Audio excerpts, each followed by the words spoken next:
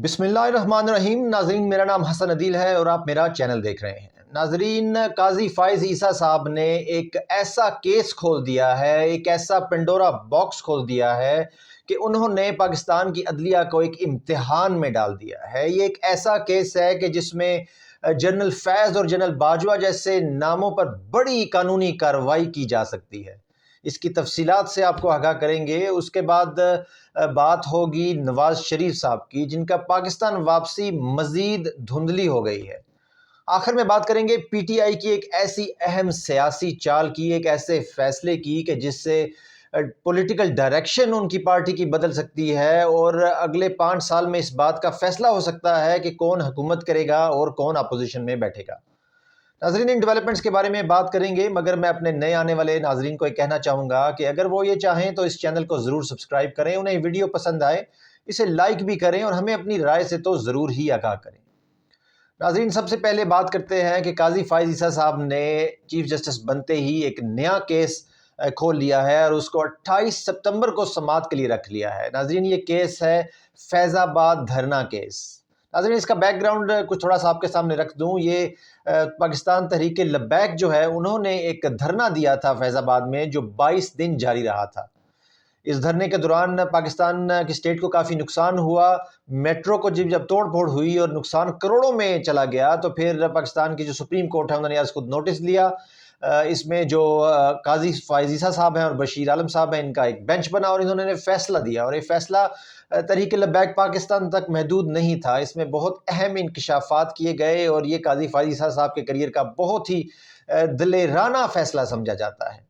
इस फैसले में उन्होंने कहा कि रियासत को, इसकी जिस्ट में आपको बताऊं, ये 43 पेज का एक लंबा फैसला था। इसकी जिस्ट कुछ ऐसे है कि रियासत को अनबायस्ड होना चाहिए, यानी उनको गैर जानिबदार होना चाहिए अपने मामलात में। उनको किसी एक पॉलिटिकल पार्टी, किसी एक प्रेशर ग्रुप का साथ हरगिज़ नहीं देना चाहिए। कानून का इतलाक सब पर होना चाहिए, चाहे वो एक आम आदमी है, एक स्टेट है या एजेंसियां हैं।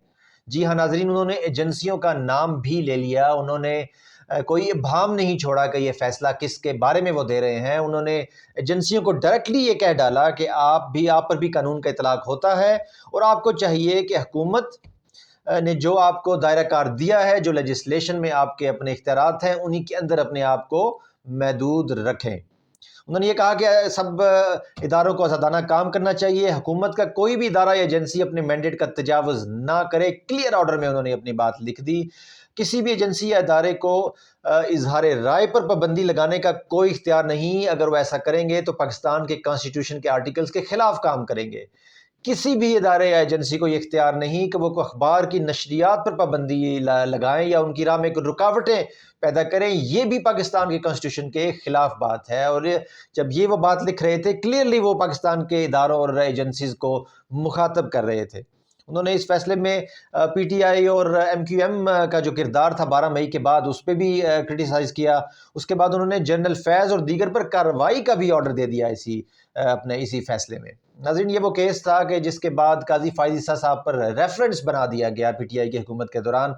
और ज़रूरी बात इसमें यह है कि काजी फाइज ईसा साहब ने जब रेफरेंस का अपना डिफेंस पेश किया तो उसमें उन्होंने क्लियरली ये बात लिख दी कि उन पर ये रेफरेंस बनाया ही इसीलिए जा रहा है क्योंकि उन्होंने धरना केस में एक बहुत ही अहम जजमेंट दे दी है और बहुत ही पावरफुल लोगों के खिलाफ जजमेंट दे दी है। यही वो वजह है कि उनके खिलाफ ये रेफरेंसेस बनाए जा रहे हैं और ये रेफरेंसेस बिल्कुल झूठे और बेबुनियाद हैं।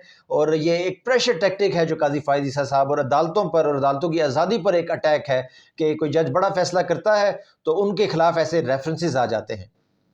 नाज़रीन, ये केस उस वक्त तो एक साइड पर चला गया, उसके बाद 3 चीफ जस्टिस आए और किसी में ये जुर्रत ना हुई कि इस केस को वो आगे चलाते। अब काजी फाइज ईसा साहब खुद चीफ जस्टिस बन गए हैं तो उन्होंने ये फैसला किया है कि वो अब इस केस को टेक अप करेंगे और 28 सितंबर को इन्होंने इसकी हेयरिंग रख दी है। नाजरीन, ये बड़ी अहम बात है कि अगर इस केस में फैसला होता है तो जनरल फैज़ और जनरल बाजवा जैसे जर्नैलों पर एक बहुत ही अहम कानूनी कार्रवाई हो सकती है। उन्हें कानून अपने शिकंजे में ला सकता है और ये पाकिस्तान के लिए हिस्ट्री में एक बहुत बड़ी प्रेसिडेंस सेट हो जाएगी कि कोई भी कानून से बालातर नहीं है, चाहे वो एक्स आर्मी चीफ हो, चाहे वो एक्स ISI چیف ہو. اب دیکھنا یہ ہے کہ آئندہ چند دنوں میں اس کی کیسے ہیئرنگز آگے چلتی ہیں, قاضی فائز صاحب اس کیس کو کیسے آگے لے کر چلتے ہیں, اور اس میں آخرکار کیا فیصلہ کیا جاتا ہے.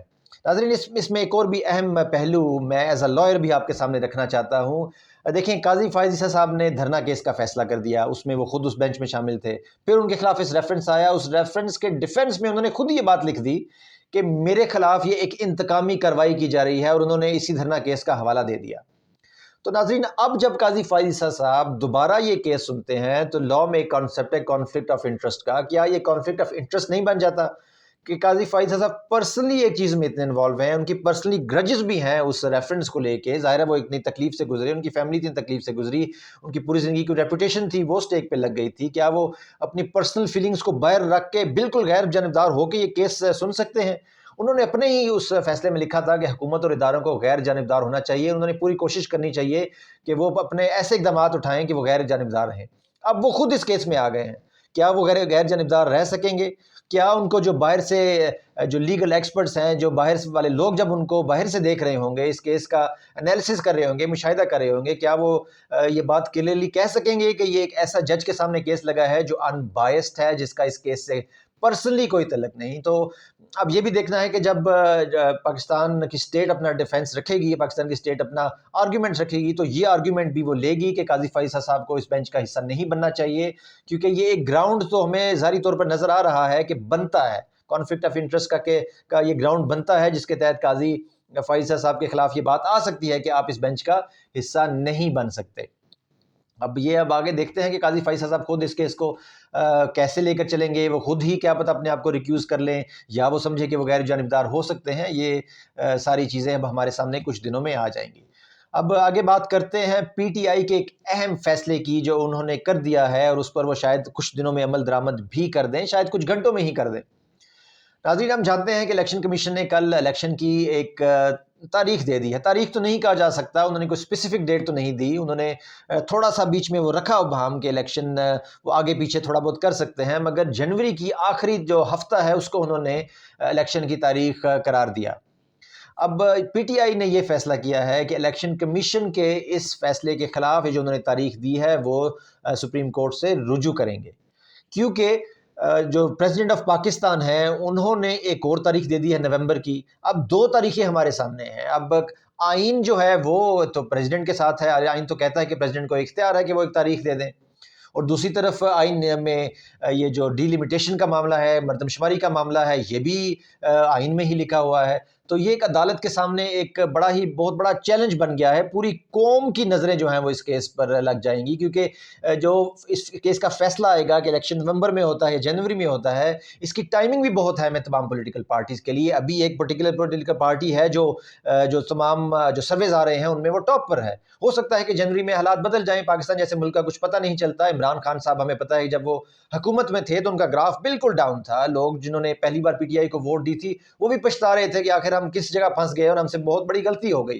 اور 15 ہی دن کے اندر ایک بیانیہ انہوں نے پیش کیا کہ ان کے خلاف ایک سازش ہوئی, سائفر آیا, امریکہ کی سازش تھی, رجیم چینج آپریشن کا نام دیا گیا, امپورٹڈ حکومت کا نام دیا, اور دیکھتے ہی دیکھتے عمران خان کی مقبولیت آسمان کو چھونے لگی. اور آج ان کا شمار ان چند لیڈران میں کیا جاتا ہے جن کو مقبولیت کی انتہا ہو گئی, جس میں بھٹو صاحب شامل ہیں. بلکہ بعض ذرائع تو یہ بھی کہتے ہیں کہ ان کی مقبولیت اس ٹائم بھٹو صاحب سے بھی جو اپنے ٹائم میں تھے اس سے بھی زیادہ ہے. تو پاکستان کے حالات کا کچھ پتہ نہیں کہ ابھی آج ایک پارٹی اوپر ہے تو جنوری میں حالات کیا ہوں گے. تو اس فیصلے سے اس امید سے بھی پاکستان تحریک انصاف کورٹ میں گئی ہے کہ جلدی جلدی الیکشن ہو جائیں, تاکہ جو اپنی مقبولیت ان کی اس وقت ہے, جو سرویز کی رپورٹ ان کے حق میں ہے, اور جو الیکشن کے ریزلٹس ان کے حق میں آ رہے ہیں جس میں پشاور ہے, ہری پور ہے, استور ہے, اس کا وہ جلدی سے فائدہ اٹھا سکیں اور دوبارہ حکومت میں آ سکیں. اب دیکھتے ہیں کہ اس کا فیصلہ بھی کیا آتا ہے. پہلے وہ پی ٹی آئی کب یہ ڈیسائیڈ کرتی ہے کہ وہ عدالت سے رجوع کریں, آج یا کل. ان کو لگ تو یہی رہا ہے کہ وہ جلدی سے جلدی ہی عدالت میں جائیں گے. اس کے بعد عدالت کیسے اپنے آپ کو اس میں کنڈکٹ کرے گی اور کیسے اس کیس کو چلائے گی اور کیا فیصلہ کرے گی. آخر میں بات کرتے ہیں نواز شریف صاحب کی. نواز شریف صاحب کا جو آنا تھا 21 اکتوبر کا, پہلے تو وہ کنفرم تھا, ایک پلان کنفرم تھا, ایئرپورٹ سے اتریں گے, لاکھوں لوگ آئیں گے, ان کو मीनार पाकिस्तान लेके जाएंगे, वहाँ बहुत बड़ा खिताब होगा और नवाज शरीफ बहुत बड़े लीडर बन कर उभर कर हमारे सामने आ जाएंगे और वज़ीर आज़म बनना उनके लिए मसला ही नहीं होगा। मगर उसके बाद पता चला कि वो उन्होंने जो अपना प्लान है एयरपोर्ट से मीनार पाकिस्तान में लाखों लोगों के साथ आने वाला, वो उन्होंने बदल दिया है और वो हेलीकॉप्टर से बैठकर मीनार पाकिस्तान आएंगे। मगर अब कुछ हालात और मज़ीद डिफरेंट होते नज़र आ रहे हैं। शहबाज शरीफ साहब फ़ौरन पाकिस्तान छोड़कर दोबारा लंदन चले गए हैं, मरीम नवाज़ भी वहाँ पर चली गई हैं।